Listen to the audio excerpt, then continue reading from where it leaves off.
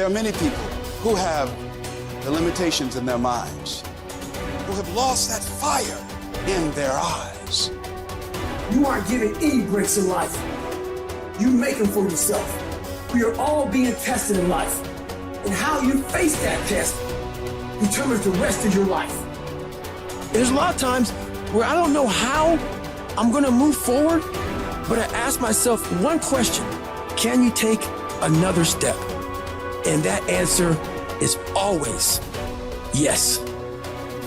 Wherever focus goes, energy flows. So why don't we tap into that power now for your business and life? The part of beginning to get unstuck, you've got to decide that the behavior pattern that you have adopted doesn't work for you. You've got to change your strategies, and changing your strategy means reinventing your life, recreating you, and you have the power to do that. You want to take responsibility for your life.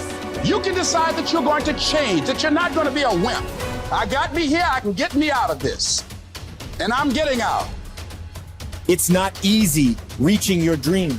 It's not easy to achieve a happy and fulfilled life. It's not easy getting up every day, fighting, going through the daily struggles, getting rejected constantly, getting laughed at all the time, going through trials and tribulations, facing the pain of defeat over and over again.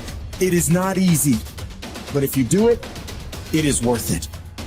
See, when people ask you, say, how you doing? Even if you're having some difficult times, say, I'm blessed and highly favored. Because anytime you wake up and you don't have a white chalk outline around your body, it's a great day. You got to tell yourself that no matter what gets in my way, I'm going to keep going. I'm going to keep moving. I'm going to keep winning. I'm going to keep surviving. It's everything that you want, because you went through that pain of that journey. It felt like he wanted to just knock you down and say, you know what? You can't do it. Understand that it's going to be trials and tribulation. That we'll have storms, but they will have sunshine after the rain. But that depends on you and how bad do you truly want it. Nothing in life will hold you back if you trust in yourself and you trust in the process. And at the end of this race, guys, you're going to be more capable. Through that effort, builds the character, the person you want to be at the end. Accept that. And so I say to you, it's possible you can live your dream. If it's becoming a diamond, if it's having more, it's achieving more, it's possible you can live your dream. It's necessary that you have a plan of action, that you're resilient, that you stick to, that you have the vision and never give it up, that you become creative and relentless and keep on coming back again and again and again, and that it's you that you got to take personal responsibility to make it happen. And when life knocks you down, jump back up and say, it's not over until I win.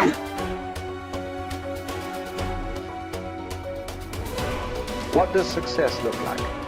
What does it take? A human being has come with such open sense of possibilities. Those who are committed to being successful with whatever they're doing, one important aspect of their life that is what gets you across so many lines in our life, so many barriers in our life. This happened in your school, maybe later in your university, later in your work. It's happening to people, maybe not everyone, but to a whole lot of people. Their commitment to success is weak. They want to succeed. They will take 3 steps. Then something little interesting happens here. They will go away here. They will go away there. They will go away there. Hey, I want to live. Their commitment to success is weak. Either situations around them in some way, situations can impede you from doing what you're doing very easily. Many times it happens to everyone. But when this happens, people weaken their commitment for their success. Maybe physically they'll feel a little weak. They will weaken their commitment to success. Maybe their emotions slosh around a little bit. They will weaken their commitment to success. So our commitment to success should not weaken because there is social drama going on, or physiological drama, or psychological drama. Whatever happens, your commitment to success should not weaken. That is what gets you across so many lines in our life, so many barriers in our life. So what does success look like? What does it take? Those who have been very successful, either in music, sport, art, business, spiritual process, doesn't matter what. Those people never know when they ate, when they slept, when they got afternoon rest. I have not seen such a thing in my life. So those who are committed to being successful with whatever they're doing, one important aspect of their life is they're not settling down where it's very comfortable. Because comfort will happen when they lower you to it very, very comfortable. Have you seen how comfortable they are? Once they're dead, if you throw them there also, they're comfortable. If you lower them, they're comfortable. Right now, it's about ensuring that there is profoundness of experience and there is impactfulness of activity. Because if they had given you a limitless amount of time, you could do all those things, nothing wrong. I'm not against it. But they gave you such a little time with such tremendous potential of being human. That's the problem. If creation had made you like an earthworm, I'm not saying there's anything wrong with it. It is just that it's a unipolar potential. It can only do that much. An earthworm is not thinking of climbing a tree because it knows it'll be picked up by the birds. It never has such aspirations. It just wants to recycle the earth. You know, it is beneficial to so many other lives, including us, but its objective is very clear: to eat and to reproduce and to die. Very clear objective, that purpose to fulfill he strives. I don't think he sleeps in the afternoon. I don't think so, because many afternoons I've seen earthworms. They were all vigorously active, but a human being came with too many potentials. Because of that, it needs a certain level of striving for a human being to forget about the world, to consider yourself successful. If your idea of success is you're doing little better than your neighbor, I call that sickness. That is not success. You are happy that your neighbor is worse than you. Is this sickness or success? It is sickness. But in some way, you feel fulfilled with what you're doing. Let's consider that as success for now. It doesn't matter whether you're better than somebody or worse than somebody. That question should not even come up in your mind.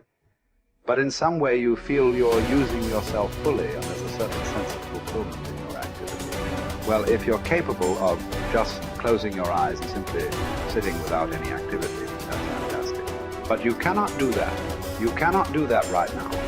In the states that you are, you can't simply close your eyes and become still.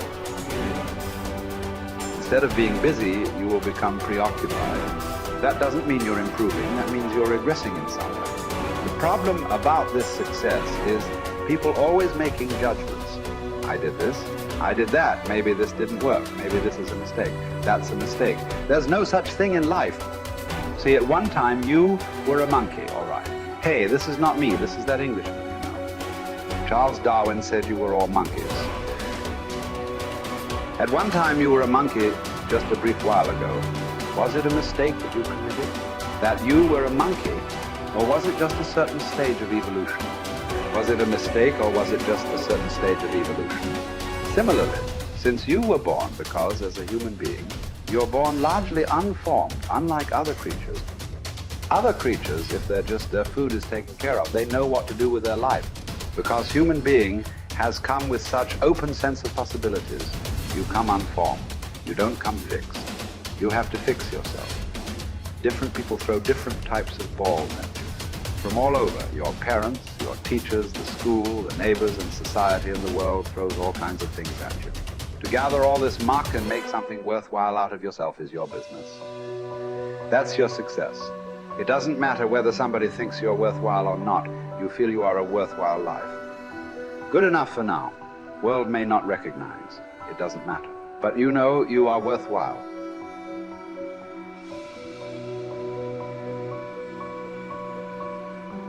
It's hard to say what the soul means metaphysically because, say beyond the confines of a single human being, we do have this sense that the soul can expand itself into something that's greater than it has been. It has this capacity for growth.